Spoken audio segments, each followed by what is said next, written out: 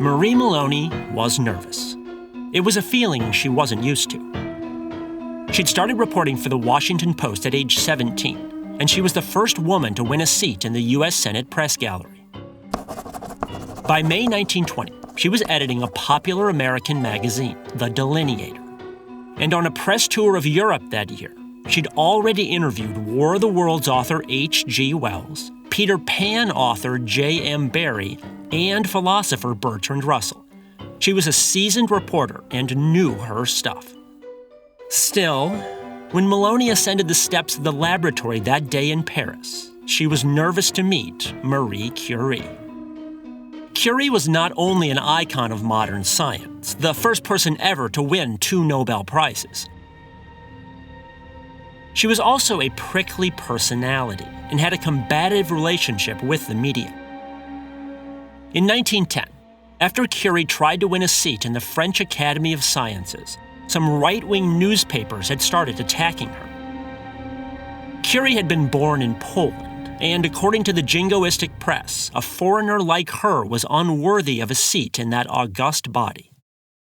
Then, in 1911, reporters in Paris had exposed the widowed Curie's love affair with the married physicist Paul Langevin.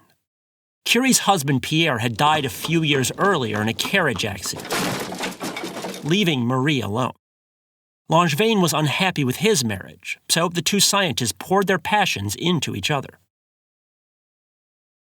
Unfortunately, Langevin's wife opened their private love letters and sent them to a newspaper, which published excerpts of them. One letter from Marie read, "When I know that you are with your wife, my nights are atrocious. I can't sleep." Langevin's wife then threatened to murder Curie in the street. Langevin himself challenged the publisher to a duel. All in all, it was an exhausting, humiliating ordeal. Ever since then, Curie had loathed the press, and Marie Maloney felt anxious about intruding that morning in 1920. So you can imagine Maloney's surprise at what happened next. Even before she could ask her first question, Curie flipped the script and started interrogating her. "What," she asked the editor, "do you know about radium?"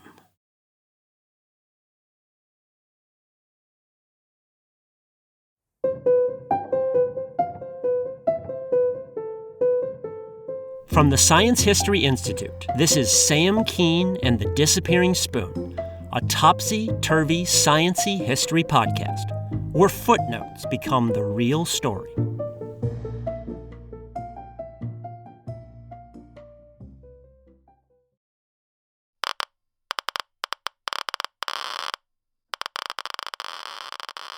Although it's pretty obscure today, radium was once the trendiest element in the world. It glowed alluringly in the dark, which made it perfect to illuminate watch dials, roulette wheels, fishing lures, and other consumer goods. And at this time, radioactivity still seemed mysterious and otherworldly. People in fact hailed it as a medical panacea. Radium appeared in quack cures for everything from bad breath to depression, and drugstores carried radium-infused hair tonics, bath salts, face creams, and even condoms and suppositories. It got you coming and going. Marie Curie had been linked to radium ever since she and her late husband Pierre had discovered it in 1898. They'd toiled for years at the task, refining and processing literal tons of mineral ore to extract a single gram of this element. That gram won Curie the 1911 Nobel Prize, her second. And as the basis of much of her research, it was the most precious thing in the world to her. When World War I erupted in August 1914, she actually stayed in Paris to protect the radium, despite the threat of the invading German army. Later, she personally escorted the gram to Bordeaux in western France for safekeeping. But war heroics were not what Curie wanted to talk about to the editor Marie Maloney. She wanted to talk about the eye-popping cost of radium, over $100,000 per gram. That's $1.3 million today. Curie couldn't afford to purchase any more as a result. Worse, the French government had appropriated her original gram and redirected it to doctors to treat tumors. As a result, the very woman who discovered radium had seen her research grind to a halt for a lack of it. Curie spilled all this to Marie Maloney before the interview even started. After this outpouring, the interview proceeded, and Maloney's story appeared a few months later. In the story, she called Marie the greatest woman in the world, praising her as both a brilliant scientist and a woman of rare beauty. Upon returning to New York, however, the editor could not stop thinking about Curie's difficulties. The high price of radium had shocked her, as had the dilapidated state of Curie's lab. Maloney had interviewed other scientists before, Thomas Edison, Alexander Graham Bell, and compared to their labs, Curie's equipment looked like junkyard scraps. It just wasn't right. So with typical moxie, Maloney decided there was only one thing to do. If France wouldn't support Marie Curie properly, well, then the United States of America would. Maloney would just have to buy a gram of radium herself. Maloney had always been politically active. Her mother had actually founded a school for freed slaves, and the daughter had absorbed her mother's activism. So Maloney began working her network of contacts on Curie's behalf. She first asked the wives of 10 wealthy businessmen to donate $10,000 each. All 10 turned her down. Undeterred, Maloney made a virtue of necessity and cast her net wider. She would make her fundraising more democratic and appeal directly to the women of America. American women had won the right to vote in 1920 and were feeling proud. Maloney harnessed this energy by penning a plea in her magazine to support Curie as a pioneering female scientist. "Life is passing," she wrote, "and the great Curie getting older. And the world is losing, God alone knows, what great secret." As for the logistics of raising money, Maloney modeled her campaign after fundraising efforts for the Statue of Liberty monument in the 1880s. The statue itself had been a gift to the United States, but the U.S. still had to pay for the pedestal. And the fundraising effort had relied on everyday people, rallied by newspaper magnate Joseph Pulitzer. He offered to publish the name of every single person who donated, even if they gave just a single penny. The drive eventually raised $100,000 from 120,000 people. Marie Maloney followed this model. She assembled brigades of housewives to knock on doors nationwide on Curie's behalf, collecting $1 here, $2 there. Schoolgirls also chipped in, scrounging for dimes and sending those along. The campaign's success surprised even Maloney. She ended up outdoing even the Statue of Liberty drive. Coins and dollar bills poured in, and when the final pennies were totted up, she'd raised $156,000, $2 million today. Maloney quickly secured a bid for a $100,000 gram of radium and used the extra $56,000 to set up a trust fund for Marie and her daughters. The radium drive helped announce American women as not just a political force, but a scientific and economic one. And in exchange for their help, Maloney thought it only fair for Curie to give something back. She invited the scientists to tour the United States and let the women of America see her. Curie, though, hesitated. She was a retiring person by nature, and her health was faltering after years of exposure to radioactive elements. She suggested limiting the tour to 2 weeks, tops. "Nonsense," said Maloney, who could be a little blithe. 7 weeks sounded more like the thing. Marie protested, but Maloney held firm, and Curie coveted the radium too much to say no. So in May 1921, she sailed to America with her 2 daughters, Irene, age 23, and Eve, age 16. They docked in New York to find huge crowds awaiting them, including several troops of Girl Scouts. Well-wishers tossed roses. Brass bands played. Curie ended up shaking so many hands that day that her arm began aching. It would end the 7-week tour in a sling. For their part, Irene and Eve enjoyed America, swimming in Lake Michigan, touring Coney Island. Marie, though, quickly tired of the paparazzi. as well as the endless litany of speeches and luncheons. She didn't care about meeting Vanderbilts or Carnegies, and she began suffering from dizziness and a ringing in her ears. At one point before a train ride in Santa Fe, a chaperone found her with her face buried in her hands. "I can't get on," she said, "not with people staring at me like I'm a wild animal." But she did, and kept going for weeks afterward. Observers noticed her plight.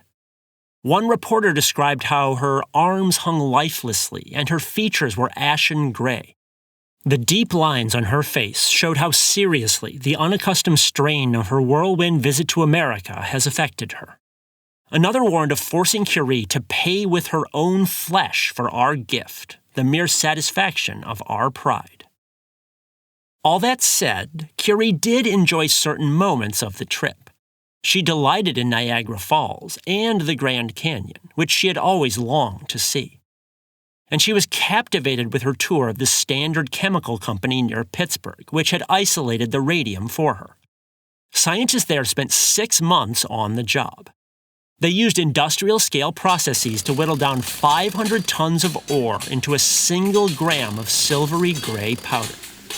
Their method required 500 tons of acids and other chemicals, 1,000 tons of coal, and 10,000 tons of water. For comparison, Marie and Pierre had done all that work by hand in the 1890s. Curie also met with President Warren Harding in a ceremony at the White House. There, she was presented with a protective case for the radium. The case was lined with lead and weighed 130 pounds. A gold key opened it. The press was led to believe that the radium was inside the case, but for security reasons, the gram was actually locked away at a nearby government lab. Curie played along, and in a short speech, she said that she'd been honored as no woman has ever been honored in America before. "I love you all, my American friends, very much." Exhausted, Curie arrived back in Paris on July 2nd. No doubt to her relief, there were no crowds waiting for her. She could finally get back to work. Over the next few decades, Curie and the scientists at her institute used the radium in several important research projects. Among those scientists was Curie's daughter Irene and Irene's husband and scientific partner, Frederick Joliot. Amusingly, before Irene and Frederick married, Marie actually forced him to sign a prenuptial agreement renouncing all rights to the radium if he and Irene ever divorced. She need not have worried. Irene and Frederick had a long, loving marriage and an equally blessed scientific partnership. In 1934, in fact, the gram helped them discover the first process for turning stable atoms into radioactive atoms, a key step in producing atomic chain reactions. This work won them the Nobel Prize in 1935. Sadly, Marie Curie had passed away by then, from complications due to chronic radiation poisoning. The irony is sobering. She'd endured several exhausting weeks touring the United States simply to get her hands on more of the very substance that was killing her. As for the gram of radium, it had a lively afterlife. When Nazi Germany conquered Paris during World War II, Irene and Frederick packed the radium into its 130-pound lead case and fled west to Bordeaux with it, just as Curie had done with the original gram at the start of World War I. Bravely, Irene later smuggled it back to Paris under the noses of the Nazis. Later, Irene and her 2 children had to flee from war-torn France to Switzerland in June 1944. But to survive in exile, they used money from the $56,000 trust fund that Marie Maloney had set up. Maloney herself continued to be a force in American journalism. She scored coveted interviews with Benito Mussolini and Adolf Hitler in the 1930s. She also rose to the editorship of one of the biggest publications in the United States, the New York Herald Tribune's magazine. In between work, she also continued to champion the Curies. She convinced New York Mayor Fiorello LaGuardia to name a street after Curie in the Bronx. She then became something of a mentor to Curie's daughter, Eve, who aspired to write. Sadly, Maloney herself died in 1943, so she never got to hear how the trust fund had helped Irene and her children, the third generation of Curies to benefit from the largesse of American women. But Maloney did get to hear how the Gram had reinvigorated research at Curie's Institute. And more than that, people close to Curie said that, despite the stress of the American tour, surviving the media glare gave Curie a new confidence in herself. Although never a bubbly person, she emerged from the trip more at ease with crowds and more willing to engage with people. She also had a deeper understanding of what she meant to women across the world. Whatever radium had cost her, what Marie Curie had given them was priceless.